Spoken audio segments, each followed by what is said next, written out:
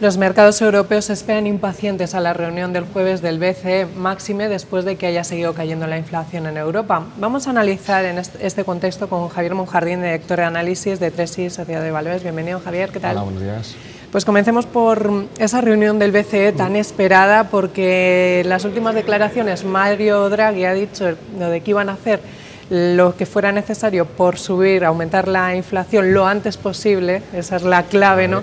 Y los mercados pues han dicho vamos a descontarlo ya, pero llegará, por ejemplo, esa compra de deuda directa, ese QE en esta reunión del jueves. Pues como bien dices, de las palabras de Mario Draghi se desprende que van a poner en marcha un QE a la americana con la compra de deuda, pero también hay que tener en cuenta que estamos en pleno proceso de compra de bonos garantizados y de ABS. En lo que se respecta a los ABS, claro, los importes todavía son muy bajos, algo más de 10.000 millones de euros.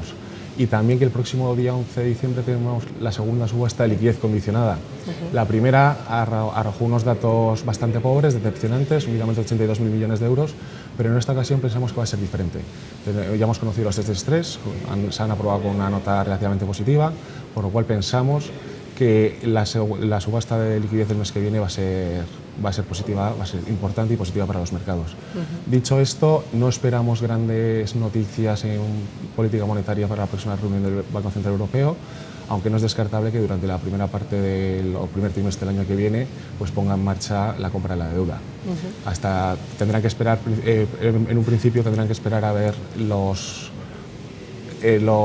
efectos que han tenido las medidas que se están adoptando ahora mismo.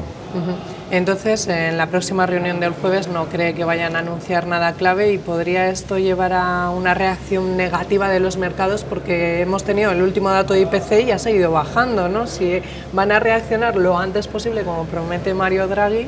Sí, pero tenemos, ya dijo la máxima autoridad monetaria europea que quieren ampliar el balance en 1 billón de euros. Y tenemos la subasta de liquidez condicionada. Al final tenemos al Banco Central Europeo como regulador único y que quiere que la banca sea el brazo articulador de su política monetaria. Por eso pensamos que será durante el primer trimestre del año.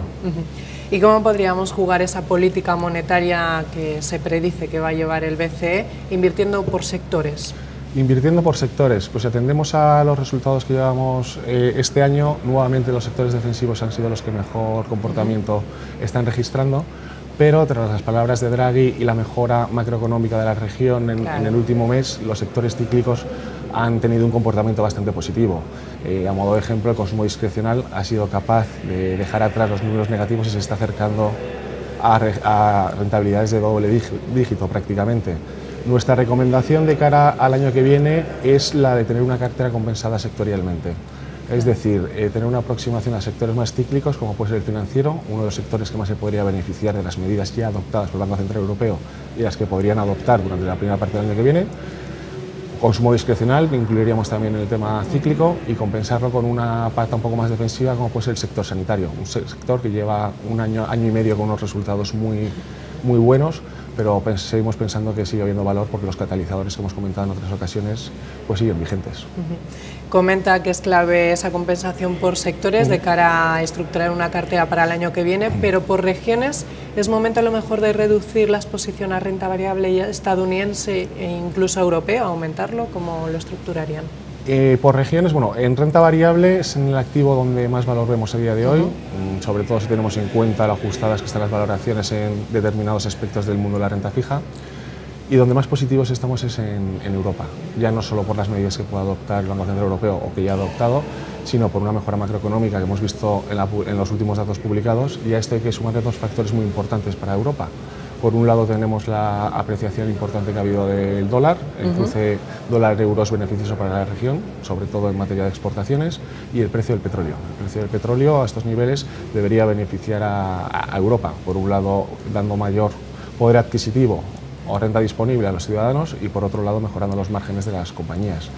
Por lo tanto, tendríamos una aproximación con un mayor peso en renta variable europea, pero también con posiciones en Estados Unidos, en menor medida que en Europa, pero porque el mundo ahí la situación es completamente diferente. Tenemos una economía que ha cogido velocidad crucero, el próximo año tendremos subidas de tipos, ahí lo que tendremos que estar atentos es en la magnitud de esa subida de tipos, no en cuánto serán, o sea, primer trimestre, segundo semestre del año, pues todo dependerá de la magnitud de la subida de tipos. La Reserva Federal en esa materia está siendo muy clara y todo hace apuntar a que va a ser una subida paulatina, no tan brusca como ha sido anteriormente.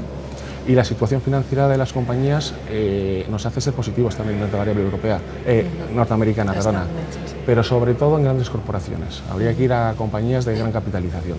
Por lo tanto, sobreponderación europea. Con algo de con posición también en Estados Unidos. ¿Y qué hacemos con los emergentes?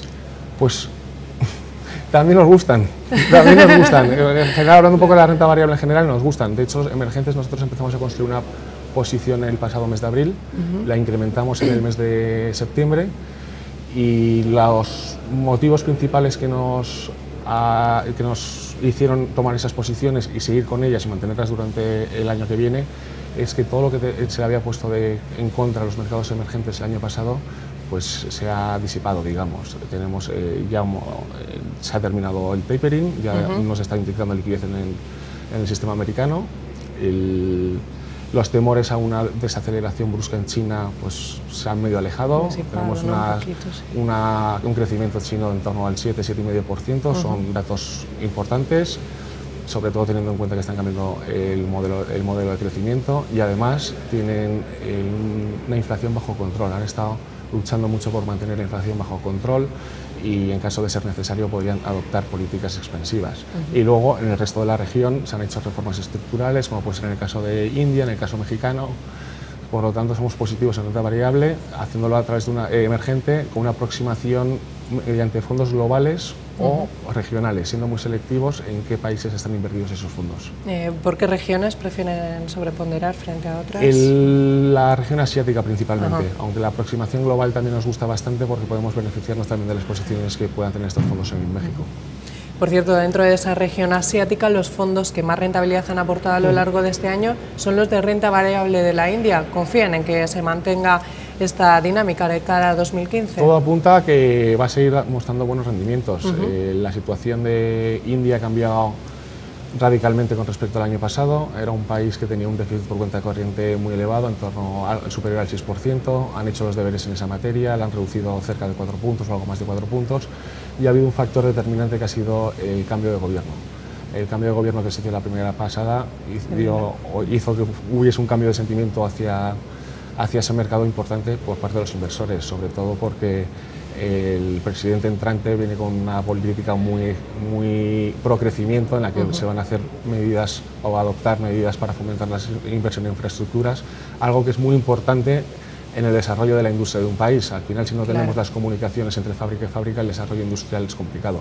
Ahí va a invertir mucho India y también están intentando erradicar la corrupción que tienen prácticamente todos los estamentos, lo cual nos hace seguir siendo positivos en ese país. Pero, como hemos dicho anteriormente, somos más partidarios de tomar una aproximación regional con un fondo asiático que tenga peso importante en ese país, porque de confundirnos en un mercado emergente o en un país emergente en concreto, los daños que nos pueden hacer en las carteras son importantes. Ya estamos prevenidos, ¿no?, de esos riesgos que nos traen los emergentes.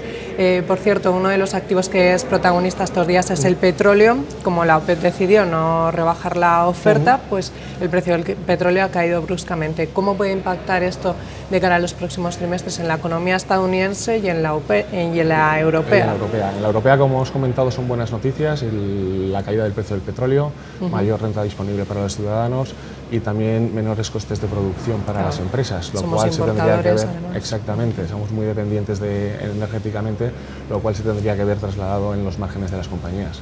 En Estados Unidos sucede 3/4 partes de lo mismo, e incluso en renta disponible sería superior que en el caso europeo, porque los impuestos que tienen sobre la gasolina, por ejemplo, son menores a Europa.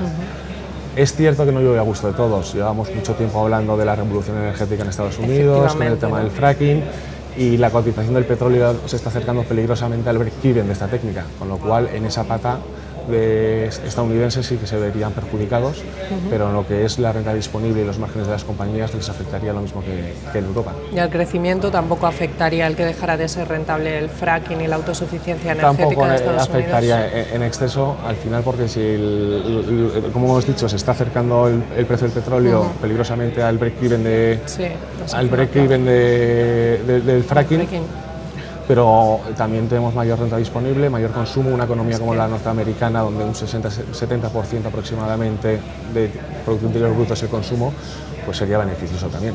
Claro, si sigue tirando el consumo Sí. y ahora más con la campaña navideña. Exactamente. Así que pues nos quedamos con esas consideraciones. Javier Monjardín, director de análisis de Tresis Sociedad de Valores, muchas gracias. Hasta la próxima.